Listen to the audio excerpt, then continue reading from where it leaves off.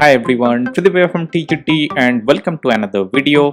This video is for Apple MagSafe Battery Pack users. Apple released this MagSafe enabled external battery pack last year and it is compatible with iPhone 12 and 13 series devices. Well, there are a few mixed opinions about the value against the price of this battery pack, but I use it regularly with my iPhone 12 mini. So if you are using this battery pack also, then there is an exciting update for you guys. Apple has recently updated the firmware version for this MagSafe battery pack. To check for the firmware version, first you need to connect the battery pack to your iPhone, then go to Settings, then General, then About, and then scroll down towards the bottom and you will find MagSafe Battery Pack. Tap on this and here you will see the model number along with the firmware version. As you can see, it is 2.7.b.0. This is the latest firmware version, so if you have anything other than this, then you need to update.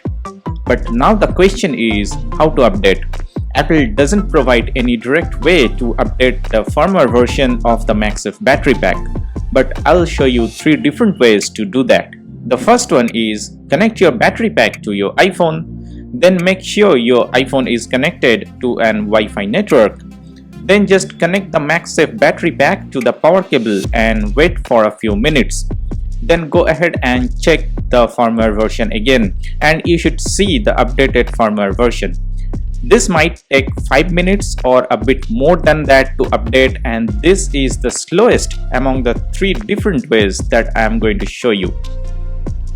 The second way is turn on your Mac and connect it to the Wi-Fi network. Then just grab the lightning cable and connect your battery pack with your Mac. Wait for a few minutes and then check again for the updated firmware version. This process should update the firmware of the battery pack within 5 minutes. The third and the final way, this is actually the way I used, is to connect the battery pack with your iPad. This should be the fastest way to update the battery pack firmware. Make sure the iPad is connected to the Wi-Fi network and keep it idle for some time. For me, this process worked within 5 minutes. Now, why I was saying this is an exciting update?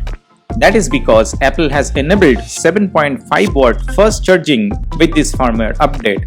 Previously, it was only 5 watt.